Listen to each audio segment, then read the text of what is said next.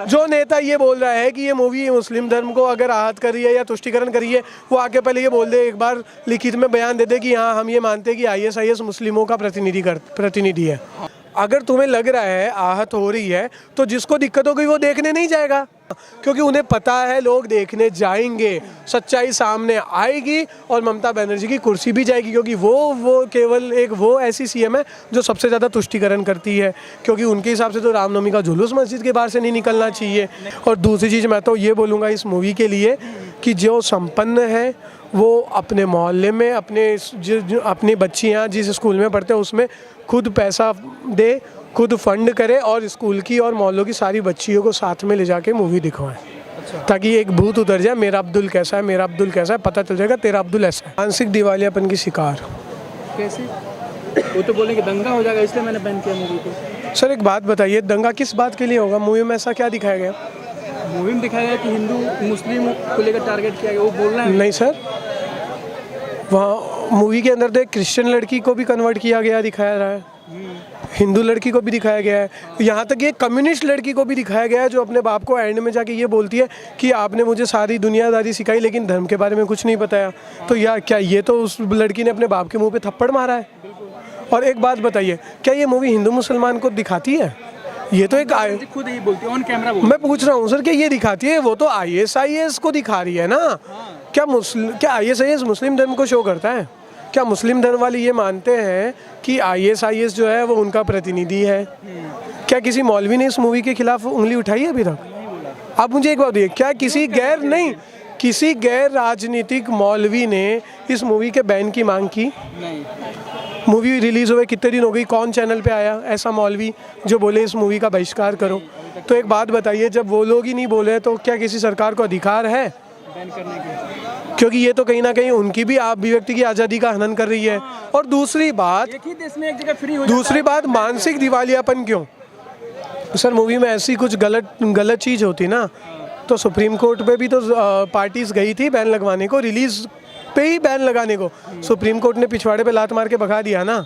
और अब जब वो विपुल शाह खुद गया है बैन को लेके, तो अब क्या नहीं लगता कि है ना ये स्टेट गवर्नमेंट्स पे थप्पड़ मारेगा खींच के फिर सुप्रीम कोर्ट, और फिर जब ये थप्पड़ मारेंगे तो ये बिल आएंगे सर। लेकिन अगर इसमें कुछ ऐसा होता तो सुप्रीम कोर्ट तभी बैन लगा देता ना। तो बैन उसने लगाया ही नहीं है तो सुप्रीम कोर्ट तो मुंह पे बोल देगा कि तुम लोग को एक बार में समझ नहीं आ रहा, क्यों टाइम खराब कर रहे हो? सर सुप्रीम कोर्ट 10 मिनट चलता है ना तो करोड़ों रुपए खर्च होते हैं। सुप्रीम कोर्ट ऐसी चीज़ों के लिए बच गया है। ये क्या मंदबुद्धि पार्टियां हैं क्या? मंदबुद्धि सीएम है। उस वक्त कोई नहीं सोचता जब वो बोलते हैं कि आप उस मोहल्ले में मत जाइए जहां मुस्लिम रहते हैं, और इस मूवी को बैन करके खुद बोल रहे हैं कि तुष्टिकरण। ये तुष्टिकरण की अगर ये बात बोल रहे हैं किसी एक धर्म को खिलाफ, सर 70 साल से बॉलीवुड है। 70 साल से बॉलीवुड में पंडितों को क्या दिखाया गया? गुंडे, रेपिस्ट, इस तरह का दिखाया गया। बनियों को क्या दिखाया गया? मैं जातिवाद नहीं कर रहा, लेकिन एक बात बता रहा हूँ, लालाओं बनियों को क्या दिखाया गया? शोषण करते हैं।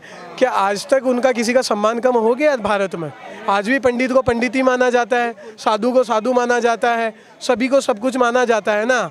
तो क्या 70 साल में किसी ने ये चीज़, ऐसी गंदी चीज़ दिखा के कोई भावनाएं गलत आहत की? किसी का माइंड चेंज किया? तो क्या एक मूवी ऐसा कुछ कर देगी जो आईएसआईएस को दिखा रही है ना कि मुस्लिमों को दिखा रही है?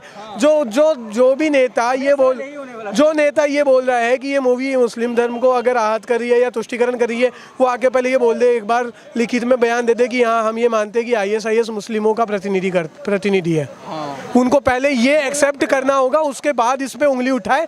अगर उंगली नहीं उठा रही है तो सुप्रीम कोर्ट को ये सवाल पहले करना चाहिए उनसे कि क्या आप ये मानते हैं आईएसआईएस मुस्लिमों का प्रतिनिधि है?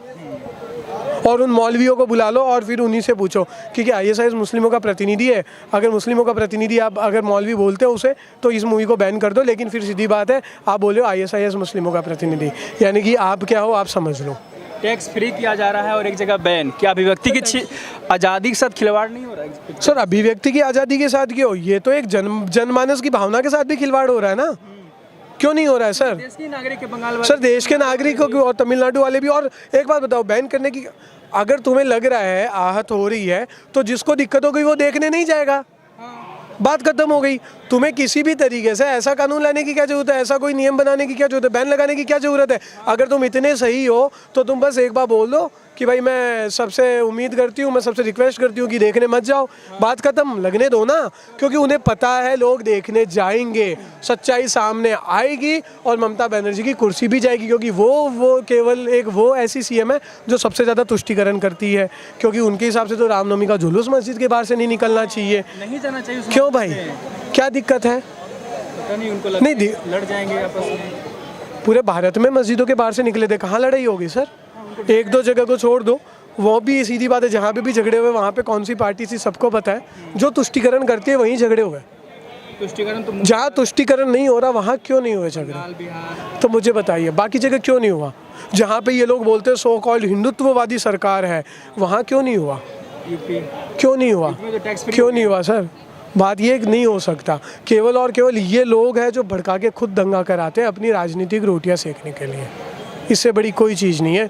और दूसरी चीज़ मैं तो ये बोलूँगा इस मूवी के लिए कि जो संपन्न है वो अपने मोहल्ले में अपनी बच्चियाँ जिस स्कूल में पढ़ते हैं उसमें खुद पैसा दे, खुद फंड करे और स्कूल की और मोहल्लों की सारी बच्चियों को साथ में ले जाके मूवी दिखवाएं, ताकि एक भूत उतर जाए, मेरा अब्दुल कैसा है, मेरा अब्दुल कैसा है, पता चल जाएगा तेरा अब्दुल ऐसा है।